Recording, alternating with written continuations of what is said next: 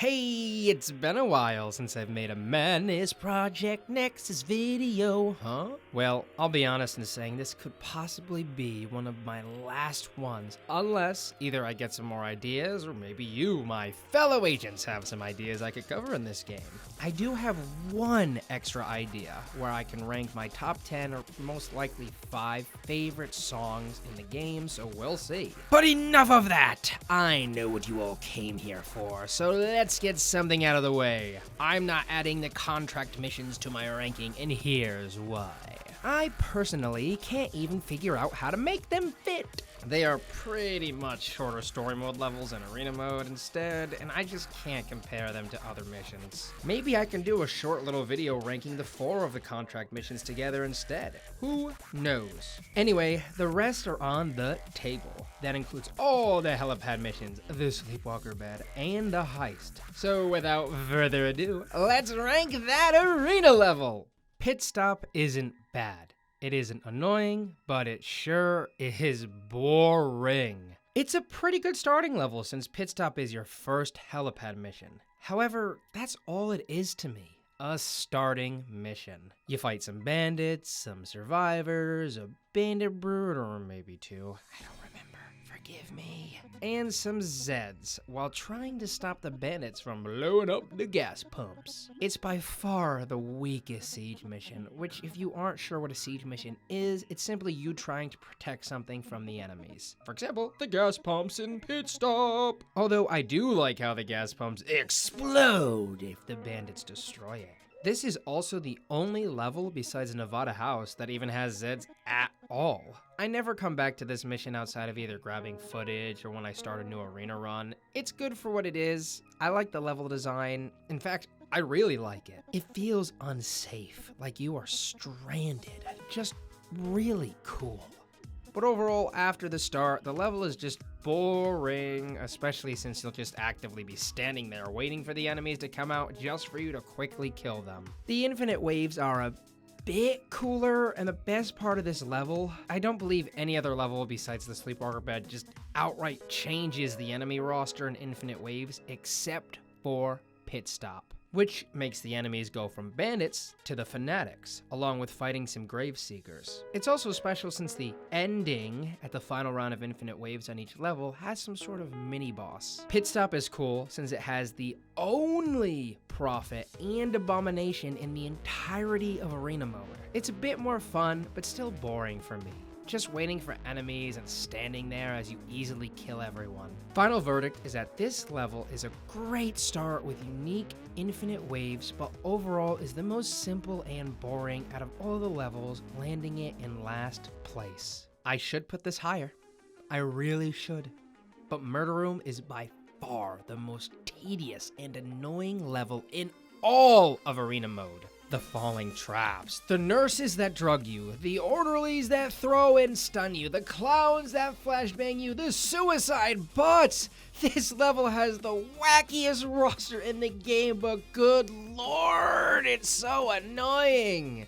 Keep in mind, I've been playing this game a long time. I'm like Grandpappy Project Nexus over here. And I have a maxed out character. But for someone newer, or just a character who just made it to this level, I can see Murder Room being hell. Of course, Murder Room is still fun, but it really overstays its welcome. 3 waves doesn't sound like a lot, but when it has a total of 10 waves in one room with some of the most annoying enemies in the game, it can be a slog. Did you know this used to have 5 waves per checkpoint? Yeah, they actually changed it to 3 and it still feels long. And it's not even the longest in the game, but for me, Murder Room just isn't nearly as fun as the other levels. It can be really tedious and downright frustrating for me. My favorite part of this level is the Cyber Brutes, which is arguably one of the most dangerous enemies in the whole game. A mix of Church and George into one bandit-themed enemy. The problem is he can be easily cheesed with the falling platforms, taking away a large chunk of threat this enemy would have been otherwise. I always wished Murder Room would put out completely random enemies, at least on Infinite Waves. Obviously not all enemies. We don't want Gestults coming out. Of course, with that idea, comes balance, and that would be a major issue. But it's always a fun little thought I just had on the back of my head. The Cyber Bandits are cool, but they are kinda meh. They look cool, and blue's my favorite color, but what's unique about them? They are just semi-tougher bandits that can carry elemental knives. In the DLC, they are cool, because if I remember correctly, which it's been so long since I've played it, I could be wrong, but I am pretty sure they had weapons hardly used by any other enemy, which were the laser weapons and dissonant weapons. In fact, I'm pretty sure the Cyber Bandit Brew is the only enemy in the entire game that uses a dissonant weapon in general. But here, they seemingly just have random weapons. The music I overall love in this game. So for me, the two biggest factors for this ranking are arena design and enemy types. Murder Room's design is pretty cool, but pretty aggravating with some of the most annoying enemies in the game. The Cyber Bandits are boring, and the only cool enemy is the Cyber Brute, which can just be easily cheesed anyways. Infinite Waves is just more of the same. However, a cool feature is that the falling platforms have fan blades now, so instead of taking one corpus, it instantly kills your character and squad mates who just so happen to fall in the pit of doom. And the ending mini-boss fight, it's okay. It gives you a Harmesis Jr. and Cyber Brute at the same time, so it's kinda cool. But yeah, I just feel annoyed by this level, and it's a massive slog, leaving it at number 9 on my list. Rise and shine, cadet. We still have 8 more rankings, you hear? So, the Walker of Sleep Bed. Well, it's definitely interesting. This bed is great to test out skills, squad mates, and to just have fun, since if you or your squad mates die, guess what? Nothing happens, since it's all AI, Nevadian GPT operated. I really don't have many complaints about this. The level for me is nostalgic because it's Madness Project Nexus Classics Arena, which makes me smile since I loved playing that in my teen years. It's a fine opener to Arena mode since it's really easy, but it should be since it's literally your first level. Although my biggest issue is with the VR training buddies. Let old man Gabe take you back. In words, since I have no footage of it. If you want to see what I'm talking about, a YouTuber named Cyrus has a short series on the old arena mode. Basically, in this arena, you only fight the VR training buddies once for a few waves. Basically, in this arena, you only fight the VR training buddies for a couple of checkpoints that are just small waves. However, 'tis not so in the old arena mode. Oh no, these dudes had multiple levels of their own where they came wave after wave at you, and I miss that. I feel like these enemies were wasted in the game, especially compared to old arena. Sure, they are simple, but really unique, and I feel like it would have been really cool for them to have a real level than just the tutorial, you know? I do love the infinite waves, where you fight grunts and the AHW, with each wave's ending being a harder golem until the last wave. The golem MK3 is cool, but disappointing. If you fight him with no skills, sure he'd be hard. But for a mid to late game player, his axe swing is too slow, and even if it hits, it won't just take out a corpus with one swing, meaning you could just run away from Blubber Biscuit to recover. See my boss ranking for how bad the minigun is in the hands of enemies. See my blackguard part specifically for that take. This level is one of my favorites to come back to. In a way, it's relaxing. I love how the camera isn't overhead but on the side, and the AHW is simple but effective. A classic enemy that's a ball to just slaughter. This is so low due to how basic this level is, and how much fun the others are in comparison. But that's just because the other levels are cooler and more memorable. I do enjoy this one a lot though.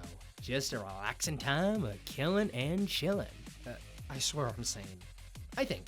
Maybe, probably. Design-wise, I love the Foundry. It's so cool. It's a perfectly designed arena for the mercs. Treadmills that are constantly moving, exploding tins of death, flames spouting out to incinerate you on multiple angles, and at the very end, a pool of piping hot lava to boil you alive.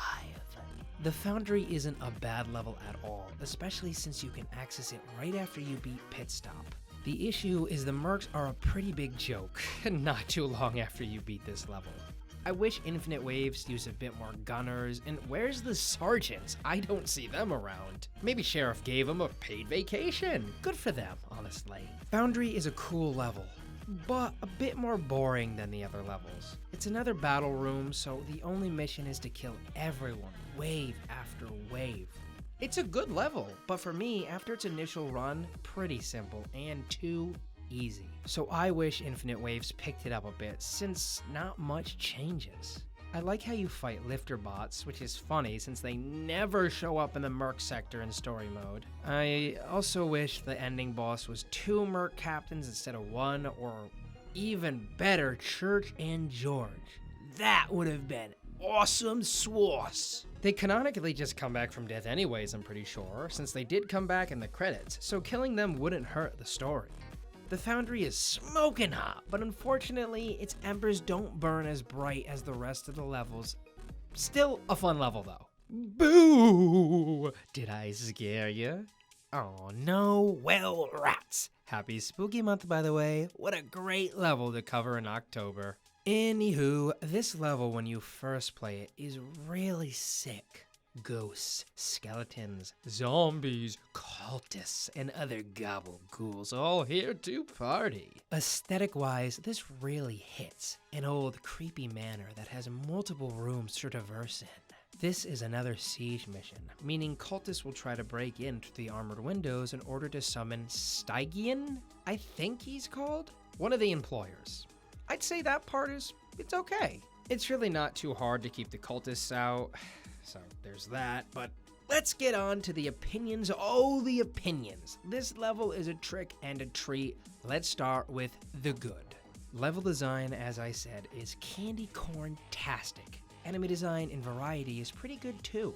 I, of course, would love more due to how much you can really add with the aesthetic of enemies in this, but it's still a treat. Another treat to add to the bucket is, unlike Heist and Hard Sell, this level actively requires you to travel through each area due to needing to stop the cultists from getting in. Since there's a window in each room, it makes you actively see and experience battle throughout the entire level rather than just being cooped in one area of it. Oh, and the best part is, it's short, so even if it's a little boring by the end, it doesn't overstay its welcome.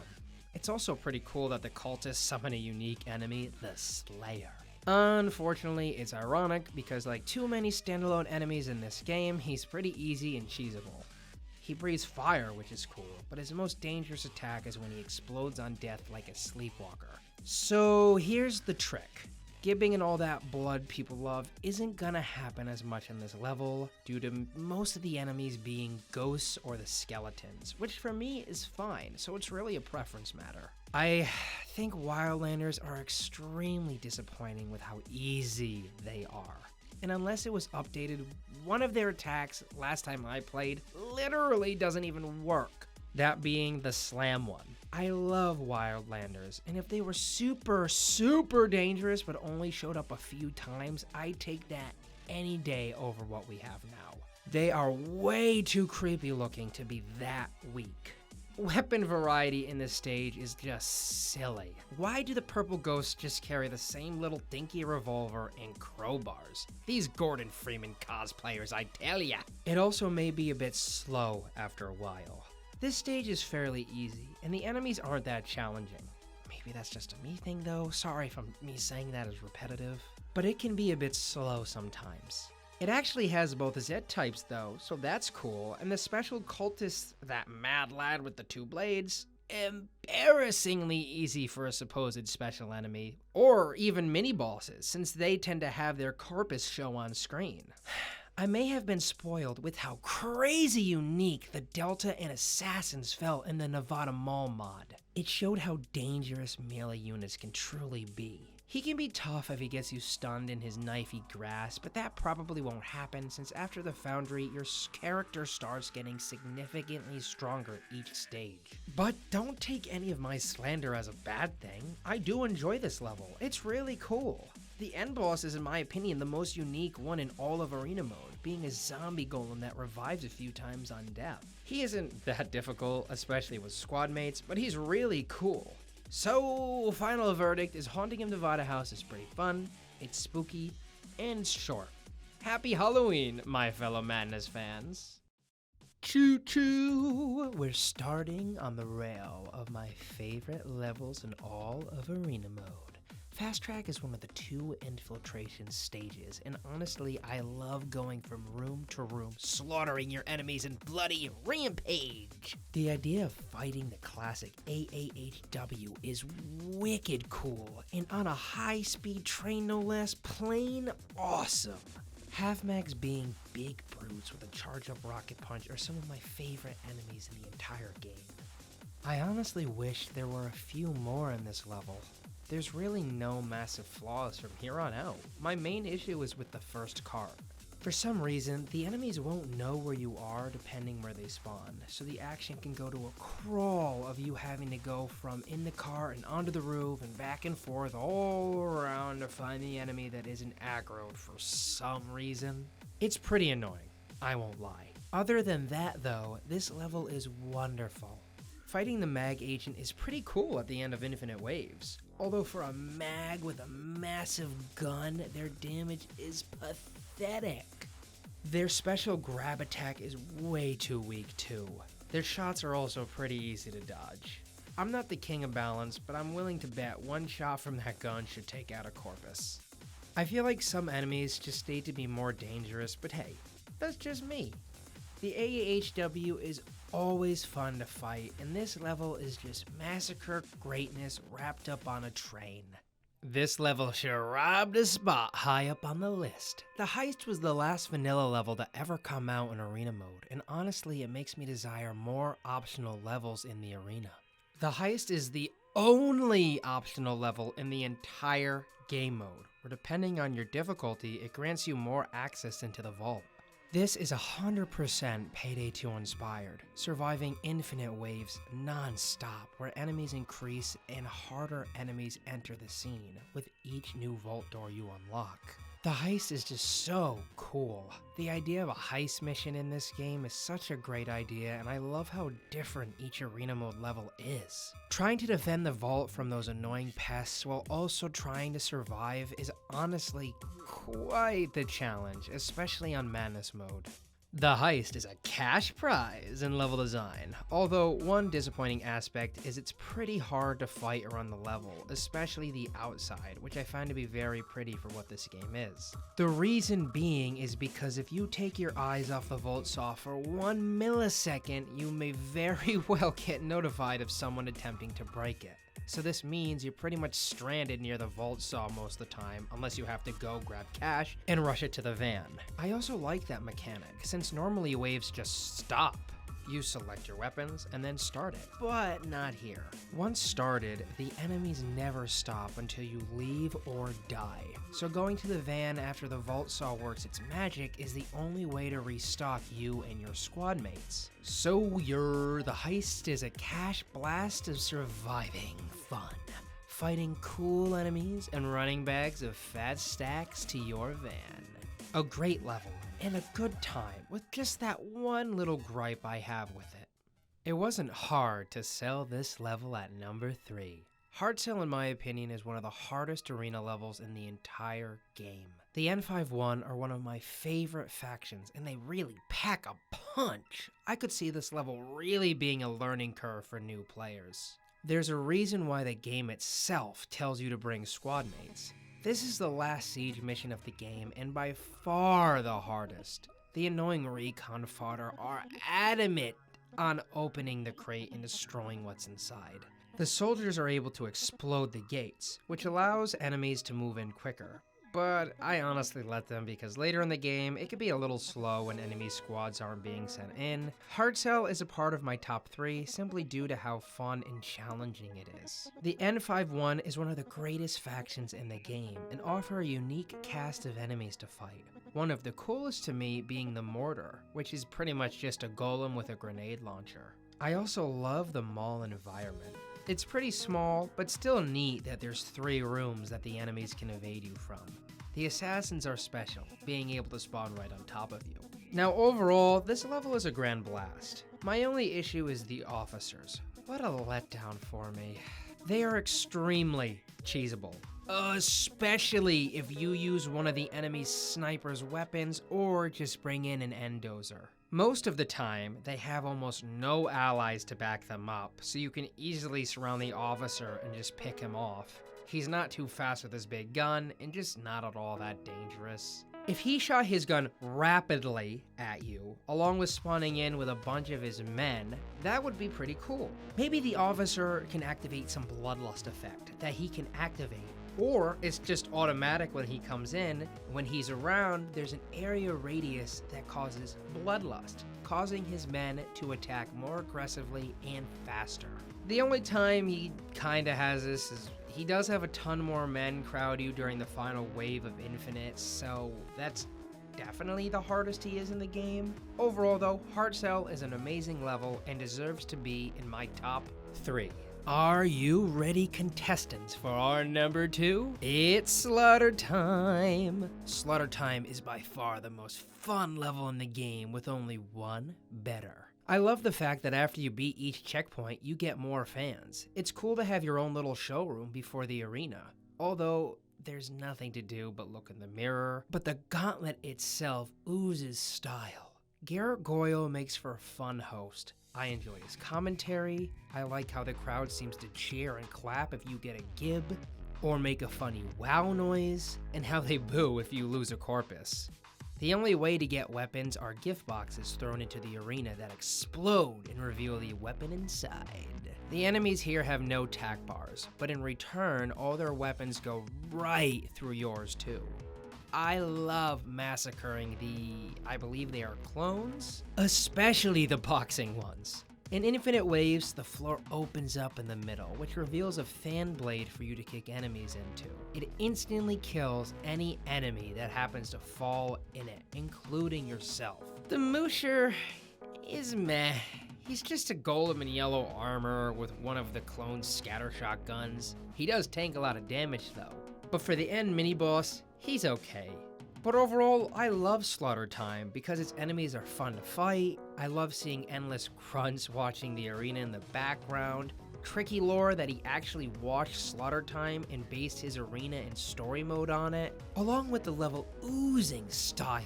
It gets the game show vibe perfectly, and out of all levels I replay, this one is one of the most exciting for me. Number 1. This is the only level in arena mode that truly gave me a hard time, especially the last checkpoint, waves 3 and above. Your squad mates will not make it with you until the end, and if they do, keep them. Those are some legends you've got in your arsenal. Playing this on tough or especially Madness only makes it even rougher.